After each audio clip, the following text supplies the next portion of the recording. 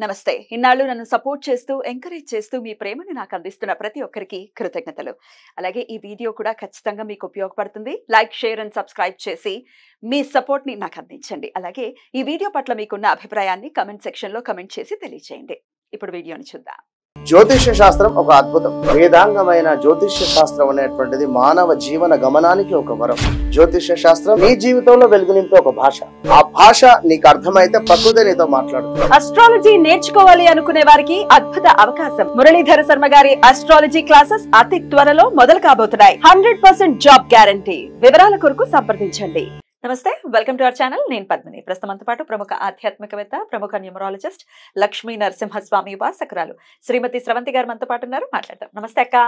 నమస్తే పద్మిని. ప్రతి ఒక్కడికి చాలా ఫ్యాషన్ అయిపోయింది అక్క.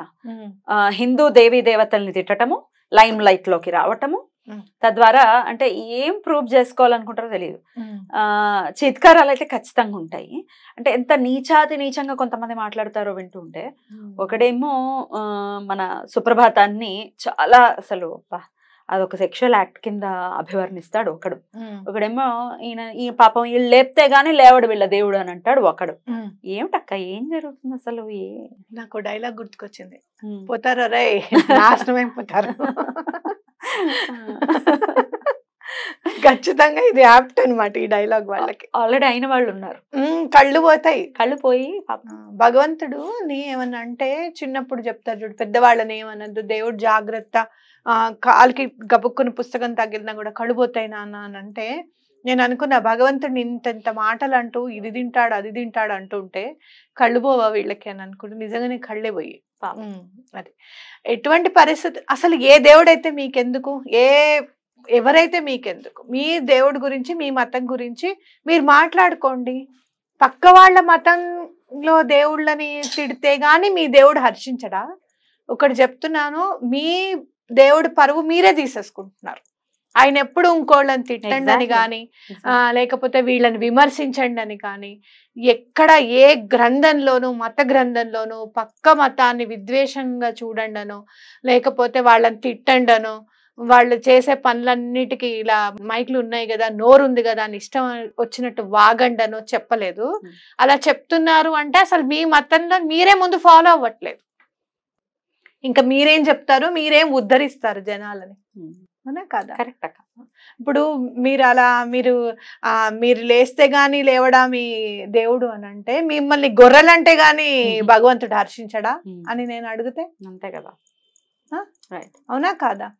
చాలా పొరపాటు. చాలా మంది తిట్టేటప్పుడు చేసేటప్పుడు అంటూ ఉంటారనమాట, వీళ్ళ మతంలో ఇలా చేస్తారా, వాళ్ళ మతంలో అలా చేస్తారా, అలా చేయర్రా మా సనాతన ధర్మంలో అని అంటూ ఉంటే కూడా నేను హర్షించను పద్మిని. ఎందుకు అని అంటే, ఇంకొక మతాన్ని తిడుతూ మన ధర్మం గురించి, మన సనాతన ధర్మం గురించి చెప్పే అగత్యం మనకి లేదు.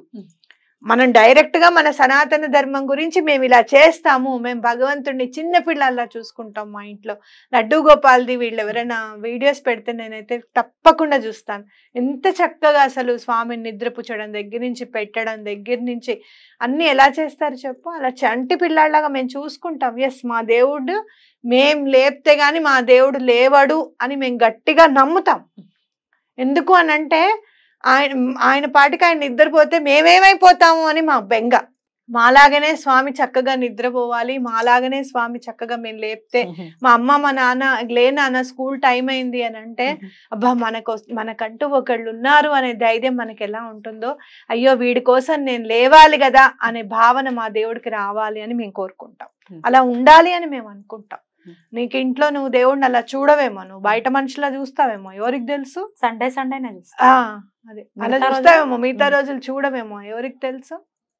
చాలా పొరపాటు, చాలా తప్పు. ఆ మాట్లాడే మాటలు అన్ని కూడా నిజంగా చెప్పాలి అని అంటే, హిందువులందరూ ఏకతాటి మీద వస్తే తప్పకుండా క్షమాపణ చెప్పాల్సింది. కొంతమంది నిజంగా చెప్పాలి అని అంటే, అమ్మవారి అయ్యవారి సెక్షువల్ లైఫ్ గురించి మాట్లాడినప్పుడు అందరూ నోరు మూసుకొని ఉన్నారేమో, కానీ బావమర్దా దేవుడు అని ఈయన మాట్లాడే వరకు మాత్రం కొంచెమన్నా జనాల్లో జాగృతి అనేది వచ్చింది అని ఖచ్చితంగా చెప్పుకోవచ్చు.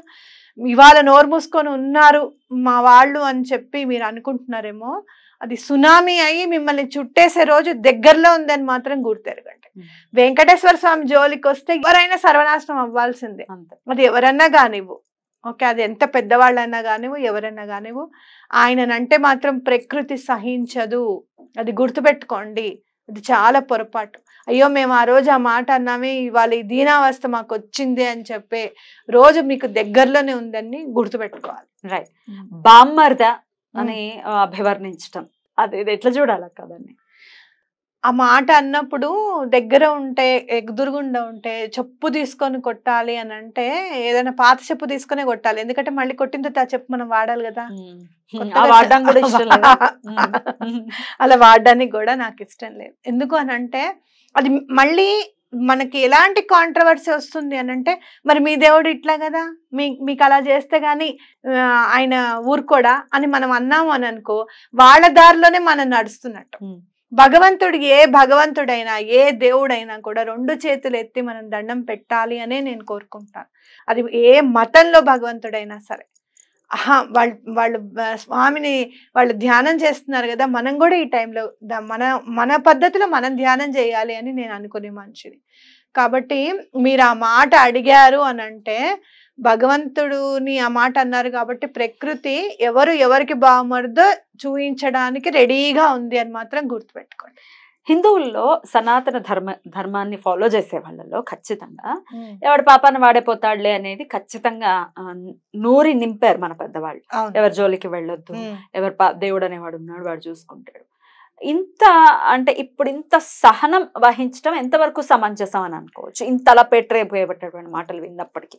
అది ఎలా వచ్చింది అని అంటే, ఎవడి పాపాన వాడే పోతాడు అనేది కరెక్ట్. వాడు అనుభవించవలసిందే ఆ పాపం చేసుకుంటే అనేది ఒకటి. రెండోది ఏంటి అంటే, వాళ్ళు మనకి నేర్పించాలనుకున్నది ఏంటి అంటే సహనం కాదు. అయ్యో నువ్వు వాళ్ళు భగవంతుడిని తిట్టారు కాబట్టి నువ్వు వాళ్ళ రిలీజియన్లకు వెళ్ళి వాళ్ళు ఏం చేస్తున్నారు అని ఆ లూప్ హోల్స్ తీసి మాట్లాడొద్దు అని. అర్థమైంది? వాళ్ళలాగే నువ్వు మారదు, వాళ్ళలాగా నువ్వు అలా తిట్టకు, వాళ్ళ పాపాన వాడినే పోని, నీ పద్ధతిలో నువ్వు ప్రతిఘటించు అని చెప్పారు. కానీ మనం ఏమనుకుంటున్నాం, దాన్ని సహనం కిందకి తీసేసుకొని ఊరుకుంటున్నాం. అవతల వాళ్ళు ఏమనుకుంటున్నారంటే ఒక చేతకాంతనంగా ఖచ్చితంగా తీసుకుంటున్నారు. ఇవాళ రేపు చాలా మంది రియాక్ట్ అవుతున్నారు, నువ్వు ఇట్లా మాట్లాడటం కరెక్ట్ కాదు అని రియాక్ట్ అవుతున్నారు. ఒక 10 years బ్యాక్ ఇలాంటి రియాక్షన్స్ ఉన్నాయా? లేవు. ఎందుకంటే మనం అప్పుడు హిందువులని చెప్పుకోవడానికి కూడా భయం కదా అని అనేవాళ్ళు. ఏదైనా మాట్లాడితే పరమతం గురించి ఏదైనా మాట్లాడాల్సి వస్తే ఇక్కడ ఎవరు లేరు కదా అన్న తర్వాత మాట్లాడేవాళ్ళు. మా పెద్దవాళ్ళు అయినా కూడా వాళ్ళు ఇలా చేస్తారట, వాళ్ళు అలా ఉంటారట అని ఏదైనా చెప్పాలని అంటే భయం అన్నమాట. సెక్యులరిజం లో ఈ సెక్యులర్ అని చెప్పి మనల్ని అట్లా భయపెట్టేశారు. తర్వాత ఇప్పుడు కొంచెం మనం ధైర్యంగా మాట్లాడగలిగే స్థితి వచ్చింది. మరి నువ్వు ఇప్పుడు మీరు లేపితే గానీ లేవరా అని గనక మనం అడిగారు కదా, అలా నువ్వు నమాజ్ చేస్తే గానీ నీ దేవుడు పలకడా, వినపడేటట్టుగా నువ్వు మాట్లాడితే మైక్ లో చెప్తే గానీ మీ దేవుడికి వినపడదా అని గనక నువ్వు వాళ్ళని ప్రశ్నించగలుగుతావా? అసలు నీకు అంత దమ్ము? ఖండాలుగా కోసి ఇంటికి పంపించేస్తారు, అంతే కదా. వాళ్ళ జోలికి వెళ్ళడానికి నీకు అంత దమ్ము లేదు. దమ్ము లేదు. మరి హిందువుల్ని మాత్రమే నువ్వు ఎలా అంటావు? అసలు ఎలా అనగలుగుతావు? నాకు ప్రతిసారి నమాజ్ చేసినప్పుడు ప్రతిసారి నాకు వినపడితే నేను నాకు ఇష్టమైన భగవంతుడిని తప్పకుండా తలుచుకుంటాను. ఎందుకు అని అంటే సర్వకాల సర్వావస్థల యందు భగవంతుణ్ణి కొలవాలి, భగవంతుణ్ణి గుర్తెరగాలి అని అన్నప్పుడు నమాజ్ వినపడంగానే అబ్బా కరెక్ట్ టైంకి స్వామిని గుర్తు చేశారు. ఏదో ఆలోచించుకుంటూ వెళ్తూ ఉంటాం, ఆటోలోనే ఉన్నామే అనుకో, అయ్యో ఇది ఎట్లా అని అన్నప్పుడు వెంటనే నమాజ్ వినపడింది అనుకో, అయ్యా భగవంతుడు మన మాటకి నా మనసులో ఉన్న బాధను విన్నాడు అనమాట, స్వామి నువ్వే ఉన్నావు అయ్యా, భలే వినిపించావే కరెక్ట్ టైం కానీ తప్పకుండా నేను దండం పెట్టుకుంటాను పద్మిని. మరి ఒక్కొక్క మతాన్ని విడదీస్తూ మాట్లాడుతున్నావు నువ్వు అని అంటే నువ్వు ఎంత బలుపుతో కొట్టుకుంటున్నావు అనేది అక్కడ అర్థం చేసుకోవాలి అనమాట. అది నువ్వు అనగలిగితే వాళ్ళని కూడా అని చూపించు. నేను ఎప్పుడు ఈ మాట అనను, ఖచ్చితంగా మొగాడు అని నమ్ముతా. నువ్వు పిల్లల్ని కనడానికే నీ మొగతనం ఉపయోగపడలేదు, దీనికి కూడా ఉపయోగపడిందని నేను నమ్ముతాను. నువ్వు ఒక్కసారి ఒక్క వీడియో చేసి వదులు. అంటే ఏంటి, ఎవరైతే సంఘటితంగా వ్యతిరేకిస్తారో ఊరుకోరో వాళ్ళని అనకుండా నువ్వు ఉంటున్నావు.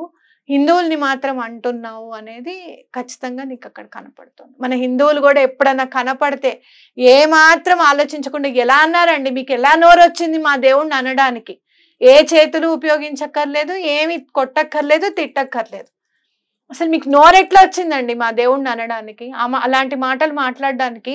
నువ్వు నీ తల్లిదండ్రుల సెక్షువల్ లైఫ్ గురించి నువ్వు ఇట్లానే బాహాటంగా మాట్లాడగలుగుతావా అని మనం గనక క్వశ్చన్ చేయగలిగిన నాడు ఎవ్వరు ఇలాంటి మాటలు మాట్లాడరు అనేది మనం గుర్తుపెట్టుకోవాలి. అసలు అలా క్వశ్చన్ చేయకే కదక్క, క్వశ్చన్ అసలు మాట్లాడరు. ఇప్పుడు కమెంట్స్ చూస్తే మామూలుగా పనికి మాలిన కమెంట్లు పెడుతుంటారు. వీళ్ళందరూ ఏమైపోయారా అనిపిస్తుంది. ఇట్లాంటివన్నీ వీళ్ళకి వినపడవా, లేకపోతే వాళ్ళని అనేంత ధైర్యం లేదా? అనేంత ధైర్యం లేదు. ఎలాంటి కేసులు ఎదుర్కోవాల్సి వస్తుందో, మన మీద ఎలాంటి కేసులు పెడతారో మామూలుగా తిడతారు ఆడవాళ్ళని, మామూలుగా తిడతారు. మరి మీరు మేకప్ వేసుకుంటున్నారు అనే వాళ్ళకి ఇంకా ఈ వీడియో కనపడలేదేమో పాపం. అది కనపడితే పాపం వాయించేస్తారు పాపం. ఈ పనే కదా వాయింపుడు ప్రోగ్రామ్ చేసుకునేది ఎలాగో, పాపం వాళ్ళు కూడా వాయిస్తే బాగుంటుంది.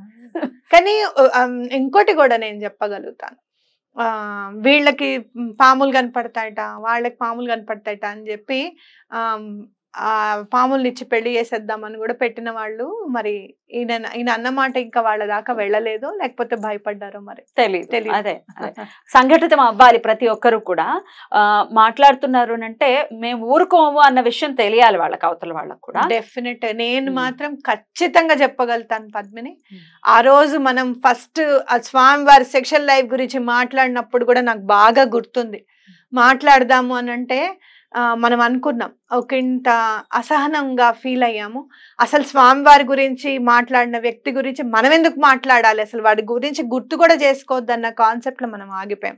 కానీ ఎప్పుడైతే మన దేవుడి గురించి అన్నప్పుడు, మన అమ్మ నాన్న అన్నప్పుడు మనం కాక ఎవరు మాట్లాడతారు? దీనికోసం మనని ఎవరు ఏమన్నా పర్వాలేదు, నిజంగా చెప్పాలి అని. ఏ మొహం పెట్టుకుని మళ్ళీ స్వామి గుడికి వెళ్తాము, ఏ మొహం పెట్టుకుని ఆయనను చూస్తాము? ఆయనకు కూడా అనిపిస్తుందేరా, నీకేం అనిపిదా ఇట్లాంటి మాటలు మాట్లాడుతున్నా, నీకు చివుక్కుమని అనిపించట్లేదు? అసలు మాట్లాడే వాళ్ళకి అర్హతే లేదు, అసలు స్వామి దర్శనానికి వెళ్ళే అర్హత లేదు, స్వామి మాట తీసే అర్హత కూడా ఉండదు. తప్పకుండా అందరూ వ్యతిరేకించండి. ఎటువంటి పరిస్థితుల్లోనూ దీన్ని మనం ఏం చేయగలుగుతాం? ఒకరి మనోభావాల్ని దెబ్బతీయటం లీగల్ గా కూడా చాలా ఇన్కరెక్ట్. దాని గురించి మనం ఏం చేయగలుగుతారు అనేది పెద్ద పెద్ద మేధావులు అందరూ ఉన్న సొసైటీని మనది. ఏం చేయగలుగుతాం అనేది తప్పకుండా అది తీసుకొని చెయ్యాలి. అలాంటి రోజు మనకి రావాలి అని చెప్పి నేను అనుకుంటున్నాను. రైట్ అక్క, థ్యాంక్ యూ అక్క, thank you so very much. నమస్తే. నమస్తే.